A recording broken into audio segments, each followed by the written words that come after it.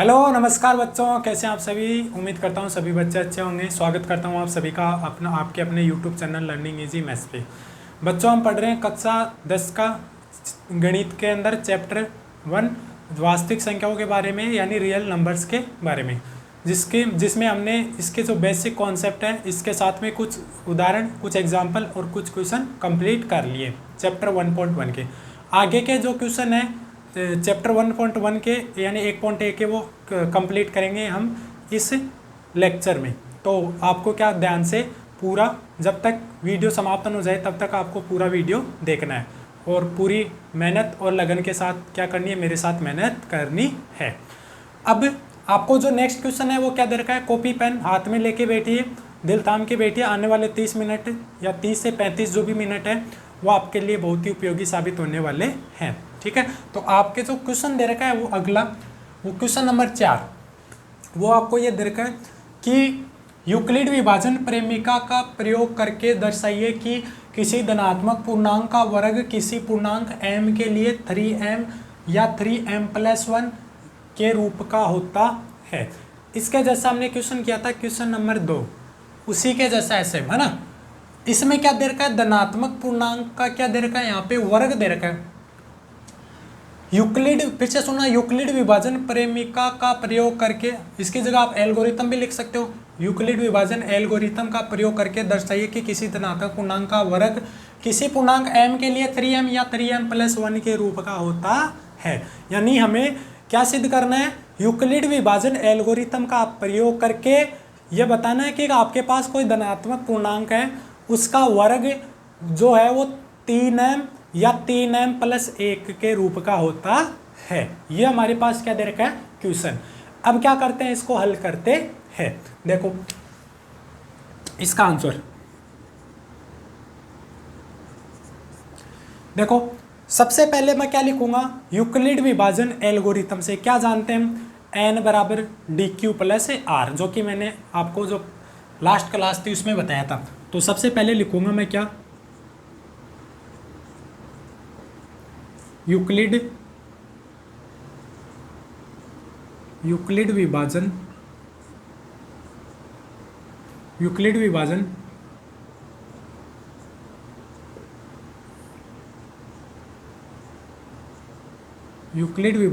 Algorithm से। ठीक है, यूक्लिड विभाजन एल्गोरिथम से। यूक्लिड विभाजन एल्गोरिथम क्या कहते हैं हमें, कि n का मान जो होता है n वो बराबर होता है किसके, dq+r, जहाँ n किसको बताया था मैंने, भाज्य। ठीक है, डिविडेंड, d क्या होता है भाजक, डिवाइजर, q क्या होता है कोसेंट भागफल, और r क्या होता है रिमाइंडर यानी शेषफल। अब यहाँ देखो हमें किस रूप में लाना है, 3m, हमें लाना है 3m, 3m+1। इससे मैं तुलना करूं dq+r से, इस 3m+1 की, तो देखो q की जगह क्या है m, q की जगह तो m आ गया, और d डिवाइजर की बात करूं, भाजक की बात करूं, तो d का मान कितना है, यहाँ से तुलना करूं तो, चूंकि d का मान कितना है 3, d का मान कितना है 3, d का मान कितना दिख रहा है आपको 3, और r का मान इसमें कितना दिख रहा है 1। ठीक है, कोई दिक्कत नहीं। d का मान 3 है तो r का मान क्या क्या आ सकता है, अगर आपके पास भाजक 3 दे रखा है, यानी यहाँ पे आपके पास 3 है, कोई भी संख्या उसमें 3 का भाग दे रहे हैं हम, यहाँ कोई भी अक्ष संख्या है, कोई भी अक्ष है ना, उसमें मैं 3 का भाग दे रहा हूँ, तो मेरे पास शेषफल क्या क्या आ सकता है, या तो 0 आएगा, या 1 आएगा, या क्या आएगा 2। यानी शेषफल मैंने बताया था आपको, शेषफल जो होता है, शेषफल वो हमेशा क्या आएगा, भाजक से छोटा, भाजक से हमेशा या तो 0 आएगा या उससे क्या आएगा, हमेशा छोटा आएगा। ठीक है, तो शेषफल कितना आ गया मेरे पास, यदि मेरे पास है ये भाजक कितना है 3, तो शेषफल क्या आएगा 0, 1, 2। ये मैंने आपको पीछे के वीडियो में बताया था कैसे आता है ना। तो r का मान कितना आएगा 0, 1, 2। इतनी बात आ गई समझ में। ठीक है, अब r का मान आ गया मेरे पास क्या, 0, 1, 2, इतनी बात। ठीक है, अब सबसे पहले r बराबर क्या रखूंगा यहाँ पे 0, फिर r बराबर 1, फिर r बराबर 2 रख के क्या करना है, हल करना, और कुछ भी नहीं करना। ठीक है, सबसे पहले लेता हूँ r बराबर 0, तो r बराबर, सबसे पहले लिख रहा हूँ मैं r बराबर 0 लेने, r बराबर 0 लेने पर आर का मान 0 रखूंगा इसमें, तो एन बराबर क्या बनेगा बोलो, डी का मान 3 है, 3 क्यू, 3 क्यू की जगह क्यू और प्लस 0, प्लस 0, कोई दिक्कत नहीं आप 3 क्यू प्लस 0 का मान कितना आ जाएगा, 3 क्यू, कितना आ जाएगा 3 क्यू। अब मेरे को क्या बोल रखा था कि धनात्मक पूर्णांक का क्या करना, आपको वर्ग करना है, इसमें वर्ग दे रखा है, तो इसका क्या कर दूंगा मैं, वर्ग, क्या कर दूंगा वर्ग, यानी वर्ग करने पर, वर्ग करने पर क्या आएगा मेरे पास, इधर तो क्या आ जाएगा एन स्क्वायर बराबर, इधर क्या बन जाएगा 3 क्यू का होल स्क्वायर, और 3 क्यू का होल स्क्वायर कितना बनेगा, 3 का स्क्वायर कितना हो जाएगा बच्चों 9, 3 का स्क्वायर कितना हो जाएगा 9, और क्यू का स्क्वायर क्या हो जाएगा क्यू स्क्वायर। सही है, इतनी बात आगे समझे। अब इस 9 को क्या लिख सकता हूं मैं, इसको ऐसे लिख सकता हूं मैं 3 और इंटू 3 क्यू का होल स्क्वायर, बोलो ऐसे लिख सकता हूं क्या मैं, 3 इंटू 3 क्यू का होल स्क्वायर। अब ध्यान देना क्यू क्या है यहाँ पे, क्यू है मेरे पास कोसेंट यानी भागफल, यानी जो ऊपर आता है यहाँ पे है ना, ये मेरे पास भाग है, जैसे मेरे पास ये तो हो गया आपका भाज्य, ये हो गया आपका भाजक, ये हो गया आपका भागफल, और जो नीचे आता है वो क्या होता है आपका शेषफल। तो मेरे को एक चीज बताना, ये जो कोसेंट है भागफल, ये भागफल ये कभी भी ऋणात्मक आ सकता है क्या, बोलो।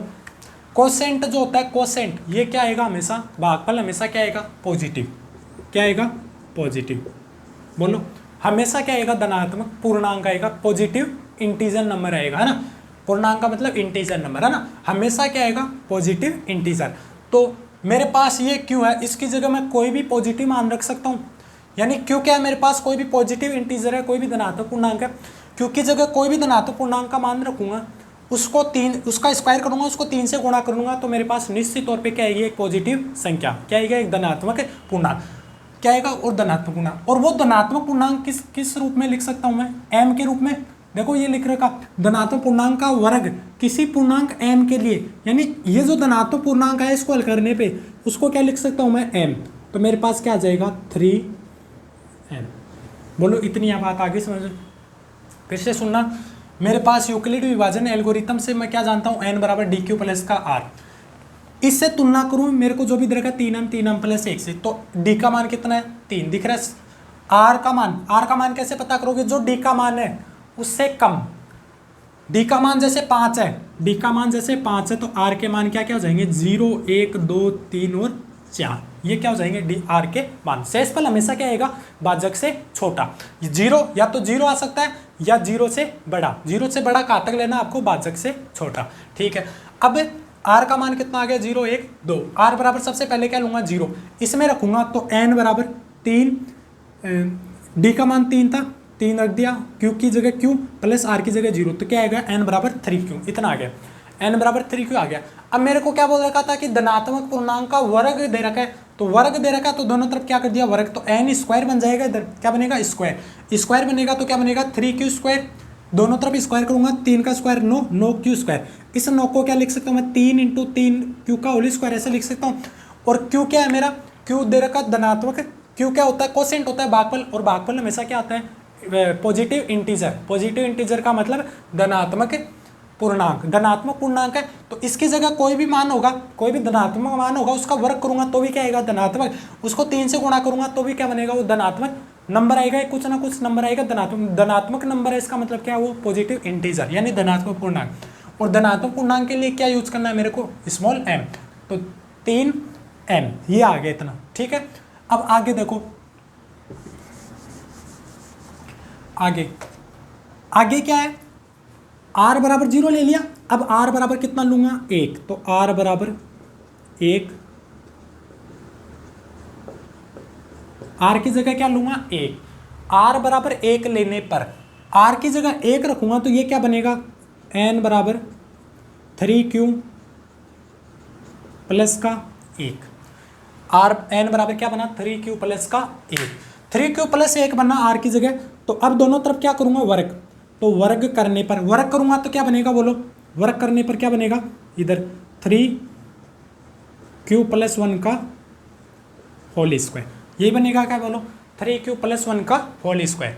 3q प्लस 1 का होल स्क्वायर, यहाँ पे सर्व समीकरण लगेगी a प्लस बी का होल स्क्वायर, जो कि आपको आनी चाहिए, चूंकि a प्लस बी का होल स्क्वायर वो क्या होती है, ए स्क्वायर प्लस का 2ab और प्लस का बी स्क्वायर, यही होती है क्या, a प्लस बी का होल स्क्वायर, ए स्क्वायर प्लस का 2ab और प्लस का बी स्क्वायर। एक की जगह क्या तुलना करूँ तो 3q और b की जगह तुलना करूँ तो कितना है 1। इसको हल करूँगा तो क्या आएगा मेरे पास 3a स्क्वायर यानी 3q का होल स्क्वायर, ए स्क्वायर का मतलब 3q का होल स्क्वायर प्लस 2ab का मतलब 2ab का मतलब क्या हो गया 2 इंटू 3q इंटू 1, ठीक है, इंटू 1, 2ab, एक की जगह 3q, बी की जगह 1 और प्लस बी स्क्वायर यानी 1 का होल स्क्वायर। सही है, आगे देखना, इसको हल करो, 3 का स्क्वायर कितना आएगा 9, 3 का स्क्वायर 9, क्यू की जगह क्यू का स्क्वायर प्लस ये कितना आएगा, 2 को 3 से गुणा करूँगा 6q, ठीक है, कितना आ गया 6q और प्लस का a का स्क्वायर 1। इन दोनों में क्या कॉमन आ रहा है, 9q स्क्वायर प्लस 6q में क्या कॉमन आ रहा है, इन दोनों में क्या कॉमन आ रहा है मेरे पास 3 कॉमन आ रहा है, 3 कॉमन ले लिया, अंदर क्या बचा, बताओ, 3 कॉमन ले लिया तो अंदर क्या बचा 3q स्क्वायर प्लस का 2 और प्लस का 1, यही बचा क्या अंदर, ठीक है, अंदर यही बचा मेरे पास।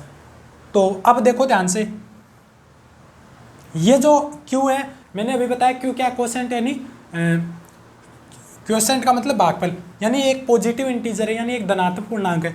इसकी जगह हल करके धनात्मक पूर्णांक रखूंगा, q की जगह कोई भी धनात्मक मान रखूंगा, उसका स्क्वायर करूंगा तो निश्चित तौर पे कैसा है, क्या आएगा पॉजिटिव मान।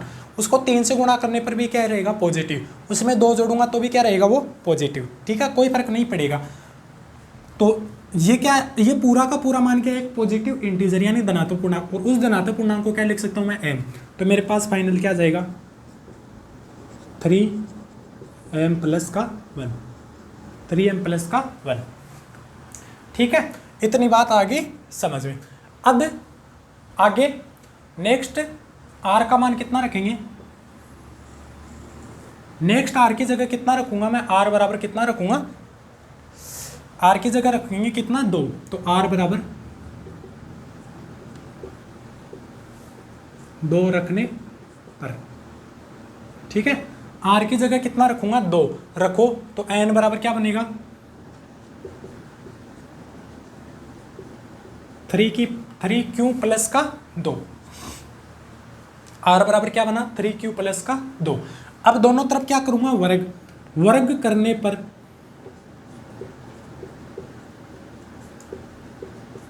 वर्ग करोगे तो इधर n स्क्वायर और इधर पूरे का वर्ग 3q प्लस 2 का होल स्क्वायर, ठीक है, कोई दिक्कत यहाँ तक, ठीक है।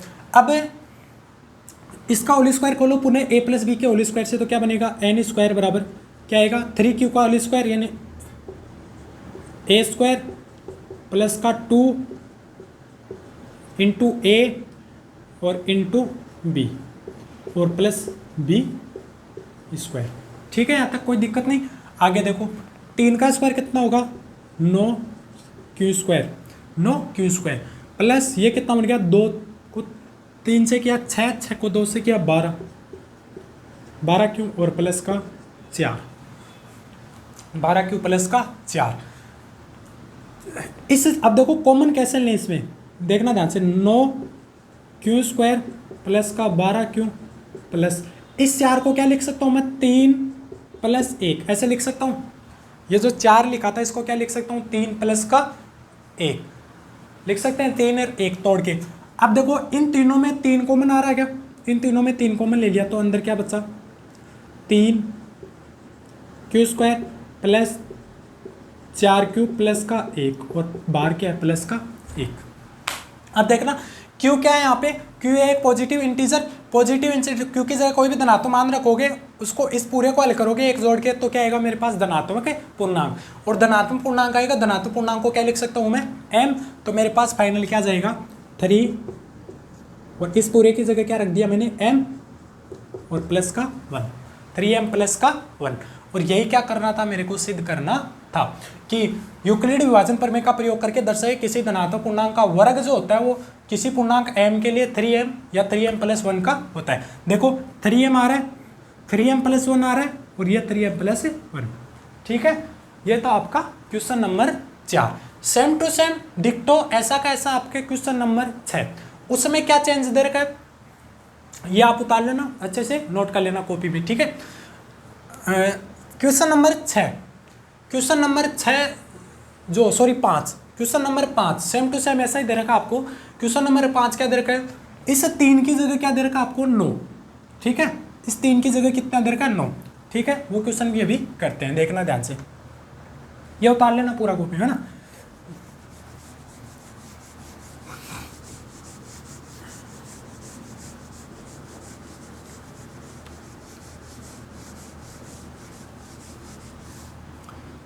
उसमें क्या दे रखा है 3m की जगह 9m दे रखा है ना, और यहाँ वर्ग की जगह दे रखा है घन। इतना सा चेंज है बस, इस वर्ग की जगह तो दे रखा है घन, घन का मतलब क्यू के m के लिए 9m 9m प्लस 1 व 9m प्लस 8 के रूप का होता है, के रूप का होता है। ये सिद्ध करना है, सेम टू सेम वैसा ही है, आप खुद से भी कर सकते हो। अगर किसी से नहीं हो पा रहा तो देखो ध्यान से, इसमें वर्ग की जगह क्या करना है, सिर्फ घन, वही है यूक्लिड विभाजन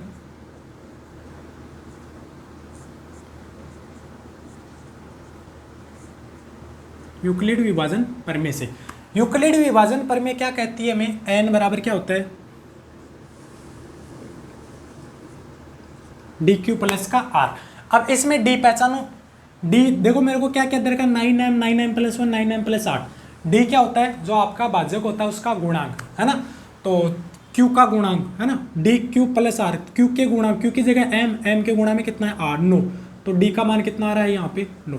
d का मान 9 है तो शेषफल क्या क्या आ सकता है मेरे पास r 0 1 2 3 4 5 6 7 और 8, यानी r के कितने मान आ गए मेरे पास 9 मान आ गए टोटल है ना।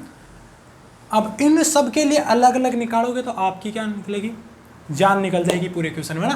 तो इसको क्या करते हैं, थोड़ा सा छोटा बनाते हैं। छोटा कैसे बनाते हैं, देखो यहाँ भाज्य कितना है 9 है ना, भाज्य का मतलब किस संख्या का भाग दे रहे हैं, मेरे पास ये कोई अक्ष है, इसमें मैं भाग दे रहा हूँ किसका 9 का।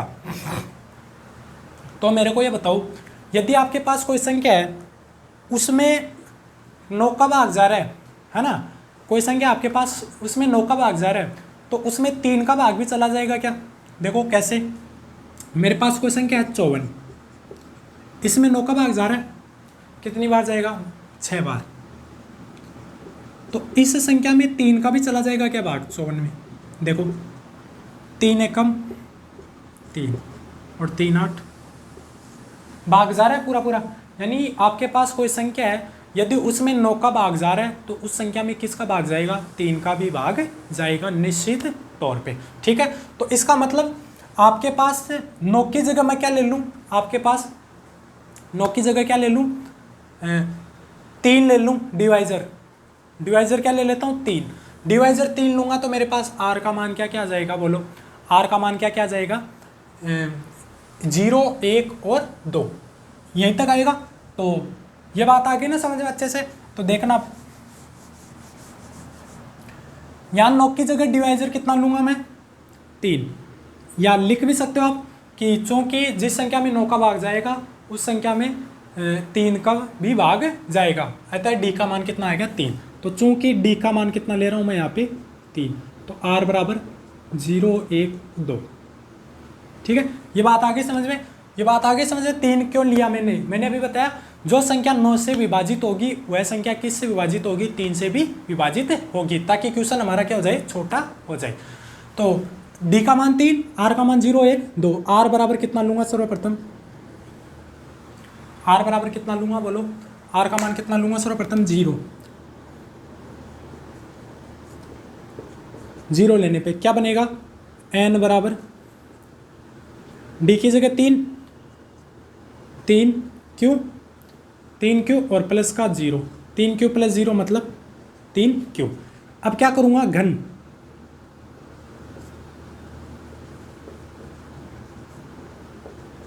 घन करने पर, घन करने पर क्या आएगा मेरे पास, घन करने पर यानी इसका क्या करना है, क्यूब, एन का क्यूब बराबर क्या आ जाएगा, 3 क्यू का क्यूब। 3 क्यू का क्यूब को क्या लिख सकता हूँ मैं ऐसे, 3 का क्यूब कितना आएगा 27 और क्यू का क्यूब क्यूब। ठीक है, मेरे को लाना किस रूप में, 9m में लाना है, तो 27 को 9 और 3 के रूप में लिख सकता हूँ, 9 इंटू इसको क्या लिख दिया 3 क्यू का क्यूब। मैंने बताया क्यू क्या है यहाँ पे, कोसेंट, कोसेंट का मतलब धनात्मक पूर्णांक होगा, धनात्मक मान रखोगे उसका क्यूब करोगे क्या आएगा धनात्मक, उसको 3 से गुणा करेंगे तो भी वो क्या रहेगा धनात्मक। तो इस धनात्मक पूर्णांक है और उस धनात्मक पूर्णांक को क्या मानना आपको, m, तो मेरे पास क्या आएगा 9m, मेरे पास क्या आएगा 9m, ये आ गया मेरे पास 9m। ठीक है, उसके बाद में r बराबर कितना लूंगा, r बराबर 1 लेने पर r का मान कितना लेंगे इस बार, 1 लोगे तो इसमें रखो तो n बराबर क्या बनेगा, n बराबर बनेगा आपका 3q प्लस 1, 3q प्लस 1। आगे क्या करूँगा, घन, घन करने का मतलब 3q प्लस 1 का होल क्यूब। ठीक है, होल क्यूब बताना है तो आप मेरे को बताओ a प्लस बी का होल क्यूब क्या आता है, a प्लस बी का whole cube, a plus B का होल स्क्वायर आता है a स्क्वायर प्लस का 2ab प्लस का b square, a plus B का होल क्यूब क्या आएगा, a प्लस बी का होल क्यूब, तो a प्लस बी का होल क्यूब आएगा a cube plus 3a square b plus 3ab square और प्लस का b का क्यूब। ठीक है, क्या आएगा a cube plus 3a square b plus 3ab square और प्लस का b क्यूब। तो अब देखो आगे करते हैं इसको, एक की जगह a का मान रखो यानी 3q का क्यूब, 3q का क्यूब प्लस 3, इसको अलग से हल करता हूँ मैं, 3a स्क्वायर भी है ताकि कैलकुलेशन कम हो ना, 3a स्क्वायर भी, 3a स्क्वायर भी का मतलब कितना हो गया 3 और a स्क्वायर का मतलब एक ही जगह कितना है 3q, 3q का होल स्क्वायर और इंटू b की जगह कितना है 1 तो इंटू 1, इसको हल करो 3 का स्क्वायर 9 q स्क्वायर और इंटू 1 9 30 27 q स्क्वायर। तो इसको हल करने पे कितना है मेरे पास 27 है, कितना आ गया 27 है क्यू स्क्वायर प्लस, इसी प्रकार इसको अलग से हल करता हूँ मैं, क्या दे रखा आपको 3ab स्क्वायर, 3ab स्क्वायर को अलग से हल करूँगा तो क्या आएगा 3 इंटू 3q और इंटू 1 का होल स्क्वायर, 3 को 3 से गुणा किया 9q, 1 का स्क्वायर 1 तो कितना आ गया आंसर 9q, ये आ गया मेरे पास कितना 9q और प्लस b का क्यूब मतलब 1 का क्यूब। ठीक है, इतनी आगे समझो इतनी बात। अब देखो आगे, यह आ गया मेरे पास फाइनल कितना, 3 का क्यूब कितना होगा 27 क्यूब की घात 3 plus 27 Q square plus 9q plus का 1। सही है इतना। अब देखो इसमें कॉमन क्या आ रहा है, 9 कॉमन आ रहेगा इन तीनों में 9 कॉमन ले लिया मैंने, तो अंदर क्या बचा 27 में 9 का भाग देंगे कितना बचेगा 3, तो 3 क्यू की घात 3 प्लस यहाँ भी कितना बचेगा 3 क्यू स्क्वायर और प्लस यहाँ कितना बचेगा 9 कॉमन आ गया तो 1 बचा यानी क्यू और प्लस का 1। ठीक है, इतनी बात आनी चाहिए समझ में। अब देखो आगे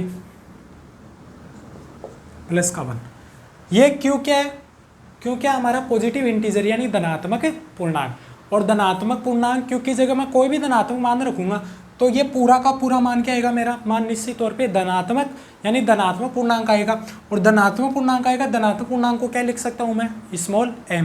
तो इस पूरे की जगह क्या लिख सकता हूँ मैं, स्मॉल m। तो मेरा फाइनल आंसर क्या जाएगा 9m प्लस का क्या बन जाएगा 9m प्लस का 1। इतनी बात आगे समझ। ठीक है, अब देखो आगे r की जगह अब कितना रखेंगे 2, तो r बराबर कितना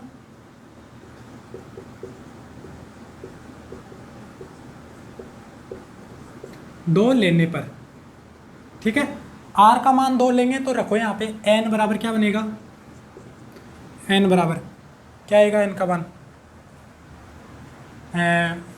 3q प्लस 2, 3q प्लस का 2 क्या करेंगे घन, तो घन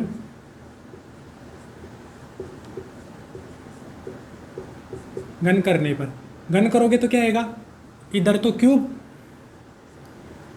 बराबर इधर भी 3q प्लस 2 का, इसमें भी क्या लगेगा a प्लस बी का होल क्यूब, तो a प्लस बी का whole cube, a plus B का होल क्यूब क्या होता है, a क्यूब प्लस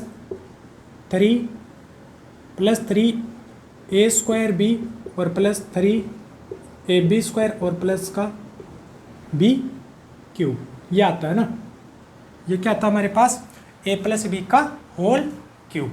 ठीक है, इतनी बात आगे समझे। अब देखो आगे इसमें रखते हैं मान, तो a क्यूब का मतलब n क्यूब बराबर क्या आएगा a क्यूब यानी 3q का whole cube plus 3a square भी, इसको अलग से हल कर लेता हूँ मैं, 3a स्क्वायर यानी 3q का होल स्क्वायर और इंटू b यानी 3।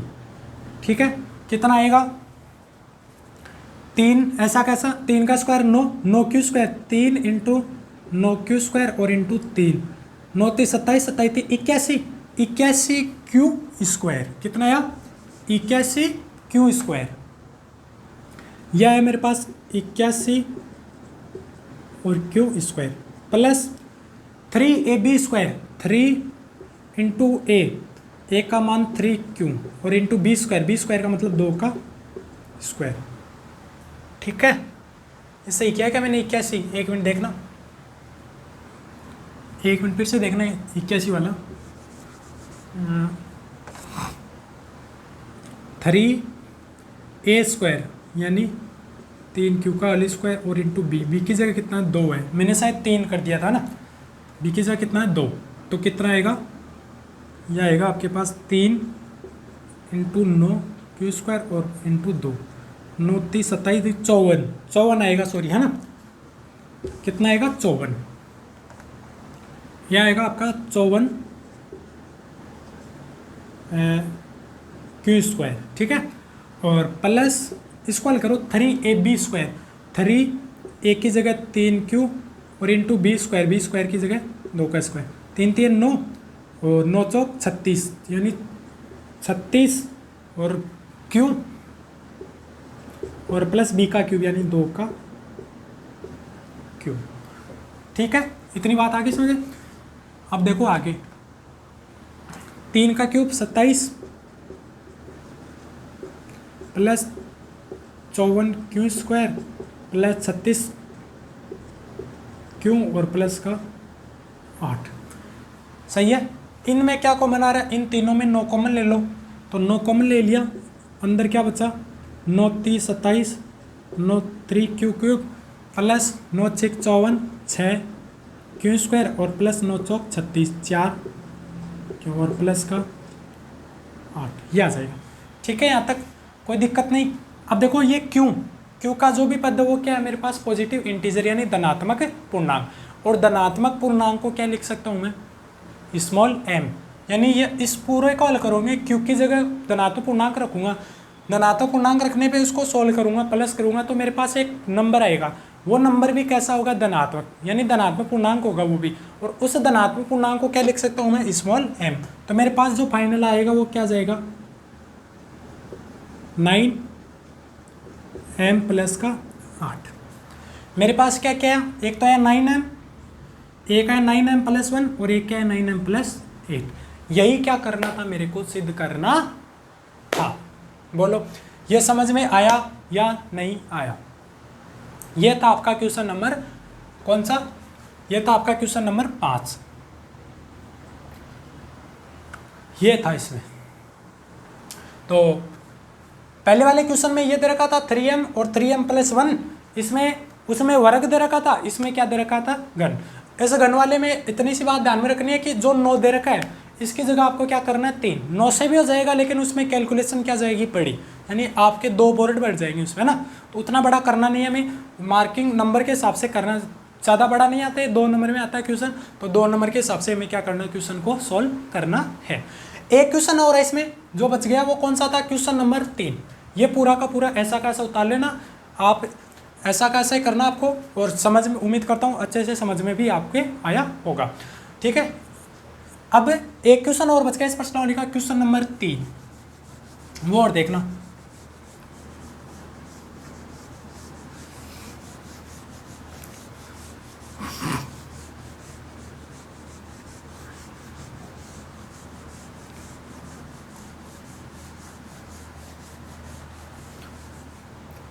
क्वेश्चन 3 मैं बोल के बता देता हूँ आपको क्वेश्चन 3 क्या है ना। क्वेश्चन 3 ये दे रखा आपको कि 616 सदस्यों की एक आर्मी की टुकड़ी है। ठीक है, कितने सदस्यों की 616, ये दे रखा आपको 616 सदस्यों की आपकी क्या दे रखी है, एक आर्मी की टुकड़ी। उस टुकड़ी को 32 सदस्यों वाला आर्मी बैंड की एक टुकड़ी है। ये 616 तो आर्मी की पूरी टुकड़ी है, और ये जो 32 सदस्य है ये आर्मी की कौन सी टुकड़ी के है, बैंड जो होता है ना, बैंड बजाने वाले है ना, वो टुकड़ी है। इन दोनों को क्या करना है, साथ में क्या करना है, पैदल मार्च करना है। पैदल मार्च का मतलब पैदल चलना है दोनों को साथ में। और चलना किस प्रकार है, इन दोनों को स्तंभ में इस प्रकार खड़ा होना है। देखो ये तो क्या होती है ऐसे, इनको तो क्या बोलते हैं पंक्ति, और ऐसे जो सीधी लाइन होती है इनको क्या बोलेंगे, स्तंभ। यानी इन 616 और 32, 616 आर्मी की टुकड़ी के जवान हैं और 32 जो है वो आर्मी बैंड टुकड़ी के जवान हैं। इनको दोनों को स्तंभ में इस प्रकार व्यवस्थित होना है। किस प्रकार, स्तंभ में किस प्रकार व्यवस्थित हो सकते हैं कि अधिक से अधिक ये क्या है संख्या में आए, है ना। तो स्तंभ में इनको व्यवस्थित करना है 616 और ये जो 32 लोग हैं इनको अधिकतम, यहाँ एक शब्द रखा आपको क्वेश्चन में अधिकतम, अधिकतम का मतलब हाईएस्ट, हाईएस्ट जहाँ भी दिख जाए, अधिकतम जहाँ भी दिख जाए, उसका मतलब क्या निकालना है उस पर मैंने बताया था HCF। HCF का मतलब क्या होता है, हाईएस्ट कॉमन फैक्टर। यानी इन दोनों का आपको क्या निकालना है, HCF निकालना है। 616 और किसका, 32 का। 616 और 32 का आपको क्या निकालना है, HCF, जो कि मैंने आपको क्वेश्चन नंबर 1 में अच्छे से समझाया है। किस प्रकार निकालोगे, सबसे पहले बड़ी संख्या लोगे, उसमें छोटी का भाग दोगे। निकाल के बताऊं, चलो।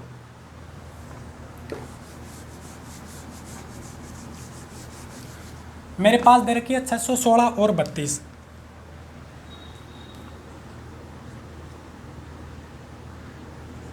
और 32, ठीक है।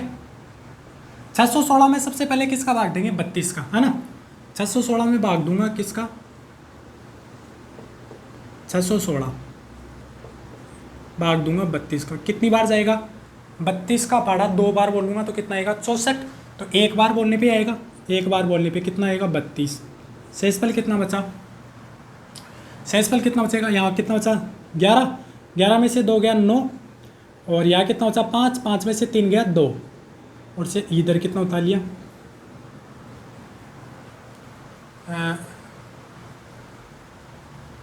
फिर आगे भाग दो, आगे भाग और जा रहा है।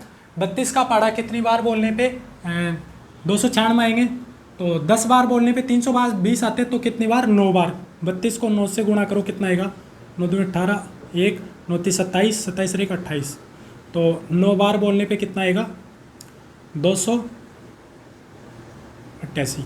ठीक है, 288 में ये घटाओ, 16 में से 8 गए 8, 0 यानी 8 ही बचेंगे।